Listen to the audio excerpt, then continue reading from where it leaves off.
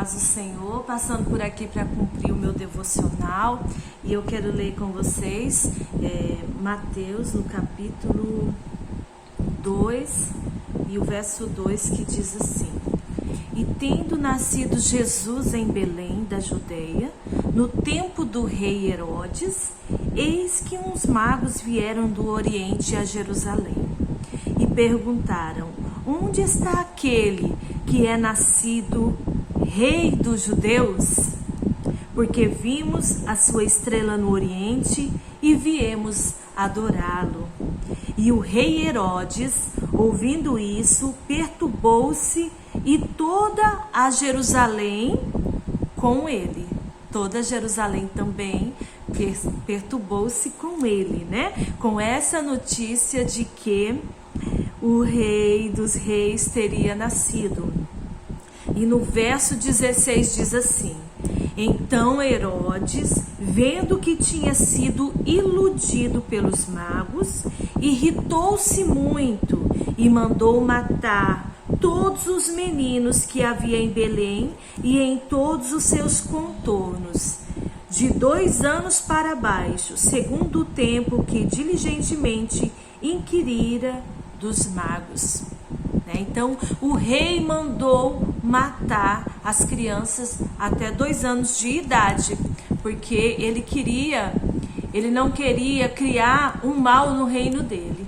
Ele via o Senhor Jesus como uma ameaça para o seu reino. Então ele mandou exterminar todas as crianças para não ter problemas, né, com o novo rei. Ele não queria um novo rei, ele não queria que essa promessa se cumprisse. Então ele fez como? Ele queria cortar o mal pela raiz, né? Não quero outro rei aqui não, que o rei sou eu, né? E mandou então exterminar todas as crianças até 2 anos de idade.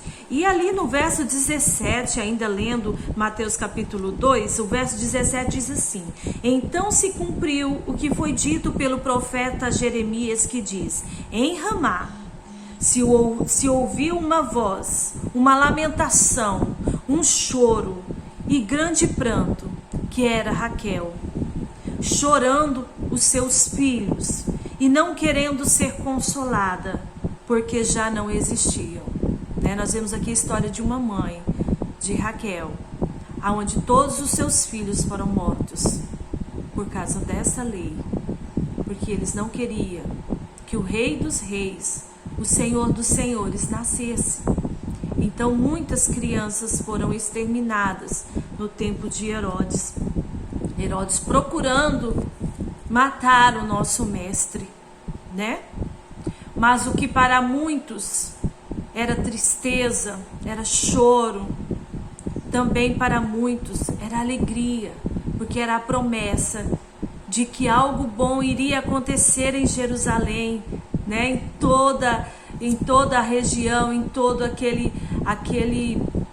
reino, porque um povo que estava sendo escravizado. Naquele tempo eles pagavam impostos para Roma, então eram altos tributos que eles tinham que pagar, altos impostos, né? Era uma vida escravizada, né? E eles esperavam pelo Messias, que viesse o Salvador para libertá-los daquela escravidão. E ali a história conta, né, o que cumpriu, que o profeta Jeremias disse, que ouviu-se um choro de uma mãe que perdeu os seus filhos. Mas a história que eu quero vir contar aqui para vocês nessa hora não é dessa mãe que chorava, mas de uma mãe que foi orientada, de uma mãe que teve uma estratégia de esconder o seu filho. Eu não sei qual era a idade dele, não sei se ele tinha 1 ano de idade, ou se ele tinha 6 meses, ou se ele tinha quase 2 anos, porque a lei era para matar até 2 anos, né? Então essa mãe teve uma ideia Eu creio que muitas mães tentaram esconder os seus filhos, mas eu quero falar propriamente desta mulher, que não tem aqui o seu nome, mas que escondeu o seu filho. E ela ali, numa figueira, ela escondeu o seu filho. Colocou o seu filho ali, né? E quando o seu filho já estava grande, porque daí os soldados passavam ali e não viam ele. Eu creio que ele deveria ter já entendimento, porque se ele fosse um bebê, ele choraria ao ficar ali. Então sua mãe fica bem quietinho, não chora, fica bem quietinho, não chora, porque se os soldados eles verem você, você vai ser morto, você não vai sobreviver, mamãe vai ficar sem você.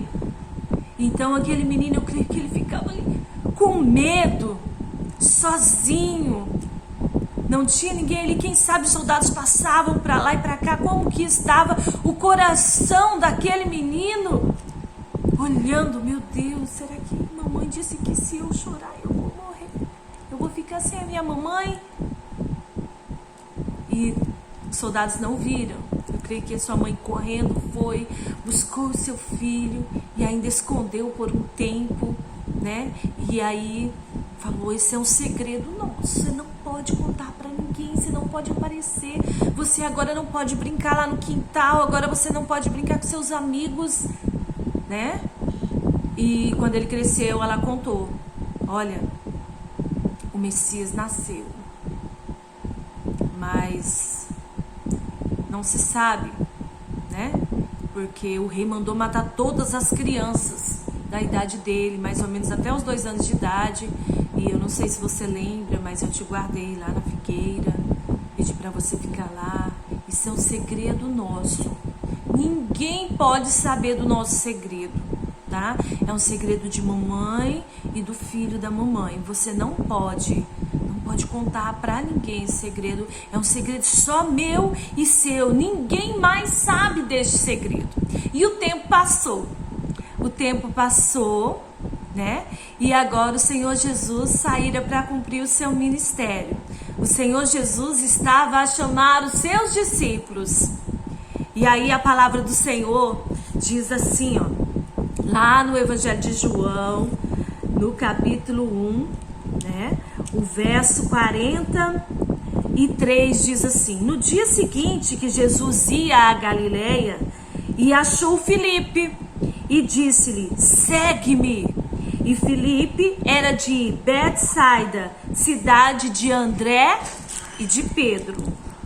Filipe achou Natanael e disse-lhe, havemos achado aquele de quem Moisés escreveu na lei e de quem escreveram os profetas, Jesus de Nazaré, o filho de José, né?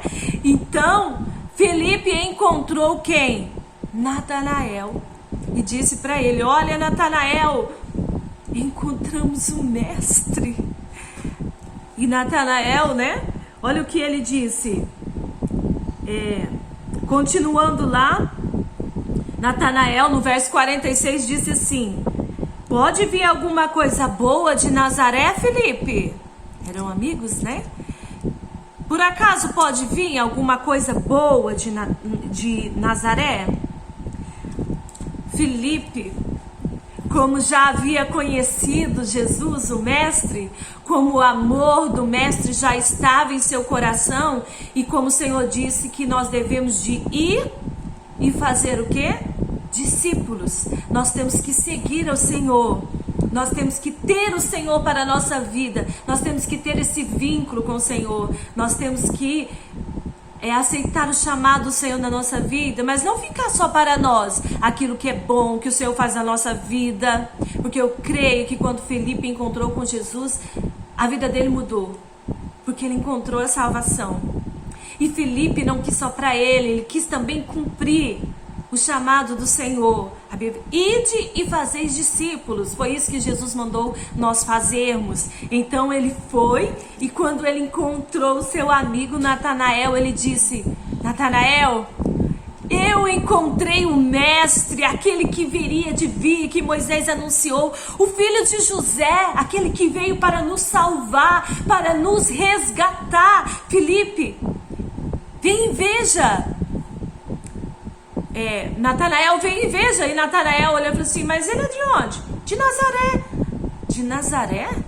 Uma cidade insignificante, uma vila que nem aparece no mapa, nenhum historiador conta nada sobre ela.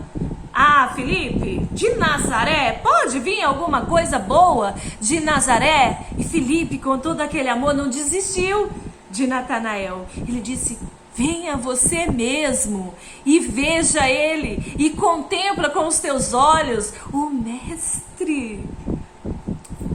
Natanael era aquelas pessoas, sabe, que a gente não podemos ignorá-los, porque é o que eles são, é o que é. E isso às vezes é bom, às vezes é ruim. Tem pessoas que eles não fogem da verdade, eles não sabem arrodear, né? Contar história rodeando, ele vai logo direto ao ponto. Ele não gostei e pronto, a minha ideia é que tá feio ou que tá bonito, né? Tem pessoas que quando você pede uma opinião, aí ele fala assim, até mesmo, irmãos, na nossa roupa ou de algo da gente, a gente pergunta assim, e aí, o que você acha? Aí a pessoa, ai, tá bom, mas eu acho que poderia ser melhor e tal. Ele não fala assim, tá feio, tá ruim, né? Natanael não era assim. Ele era, é isso, pronto, acabou. Era assim? Não, ele dizia, tá feio, tá ruim, não gostei, entendeu? É fulano de tal. Ele não fazia rodeios para falar. Ele ia ao ponto certo, né? Tinha um estupim curtíssimo. Dizia, Nazaré, Filipe, pode vir alguma coisa boa lá dessa cidade, Filipe? Aí ele, vem, veja, né, o coração transformado já de Filipe. Venha e veja. E quando Natanael chegou, olha só o que a palavra diz. Vamos lá, vamos ver aqui se eu não achei. Quando o Senhor Jesus viu Natanael, aí o Senhor Jesus diz assim, eis aqui um verdadeiro israelita em quem não há dolo, em quem não há engano, em quem não há mentira, que não faz rodeio, que fala, né? Então, Natanael, de onde me conheces tu? Jesus respondeu e disse, Natanael, antes que Filipe te chamasse, te vi eu, estando tu debaixo da figueira. Antes de Filipe, eu vi você lá debaixo da figueira. Aleluia. Eu já te conhecia, Filipe. Eu já te conhecia antes de você ser gerado. Eu já te conhecia quando você estava no ventre da sua mãe. Eu já te conhecia, Filipe, quando você estava lá na figueira. O segredo seu e da sua mãe, eu sei. Eu já te contemplava. Eu te contemplava, Filipe, nos seus pavores, nos teus dias difíceis, sombrios, onde não podia aparecer, aonde você não podia falar, aonde você não podia nem chorar. Esse é o nosso Deus. Aquele que nos contempla nas nossas aflições, nos nossos dias difíceis e sombrios da nossa vida. Aonde nós nos sentimos sozinhos e muitas vezes abandonados. Aonde nós, como Ana, se sentiu desprezada, abandonada. Será? Deus não está me ouvindo? Deus, Senhor, ouça a minha voz. O Senhor nos conhece. O Senhor tem visto. O Senhor tem visto o teu clamor. O Senhor sabe da sua luta. Ele te conhece de muito, muito antes. Ele conhece o teu passado. Ele conhece a sua história. Ele te viu lá debaixo da figueira, nos seus dias mais sombrios e tristes, nos teus dias de abandono. O Senhor te viu. Ele te contempla. Mas para o Senhor fazer algo diferente na nossa vida, como na vida de Natanael. Para a gente deixar os preconceitos, porque às vezes nós estamos como Natanael, nós só olhamos o nosso passado, as nossas tristezas, e não reconhecemos o nosso Salvador, como o pastor disse ontem. Aquele que encontra Jesus, não há maldição para a sua vida, não há mais passado, porque agora tudo se fez novo. Aleluia! De onde você me conhece? Quem te contou a minha história? Este é o Mestre. Então, quando nós deixamos os preconceitos, Natanael só conseguia ver uma pequena vila que não tinha nenhum valor. Talvez você se sente assim, você fica se julgando pelo seu passado, pela sua história. Eu vim de uma família pobre. Eu não estudei. Eu não tive privilégios. Eu fui muito maltratada. Meu casamento não foi bom. A minha mãe sempre me xingava. Eu tive uma vida miserável. E você fica apegada ao passado. Você fica vivendo as tragédias do passado, todos os terrores que você estava lá debaixo daquela figueira. Mas o Senhor te contempla. E aí, quando você se permite a encontrar com o Senhor Jesus, quando você se permite ser filha, quando você se permite ser filha de Deus e ser amada por Ele, porque eu creio que o Senhor Jesus, Ele não estava vendo, talvez, essa qualidade não em Natanael, porque um homem preconceituoso, que só via os defeitos, as falhas, ele não poderia ser tão esse homem correto, mas o Senhor estava já dizendo, porque o Senhor conhece as nossas vidas, Ele já estava dizendo: você será assim, esse homem reto, esse homem justo, esse homem que não haverá mentira em você, que não haverá engano em você, porque você será o meu discípulo, você vai ganhar outros, você vai anunciar o meu amor, você vai ser uma pessoa diferente. Então o Senhor já estava determinando na vida dele o que ele seria, um homem reto, um homem justo. Assim, quando Deus chamou Pedro, sobre esta pedra eu edificarei a minha igreja. E quem era Pedro quando o Senhor chamou Pedro? Aleluia! Quem éramos nós quando o Senhor nos chamou? Mas quando nós reconhecemos este amor, aleluia, Ele nos transforma. Quando nós reconhecemos que Ele é o nosso Pai e que nós somos amadas dEle, aleluia.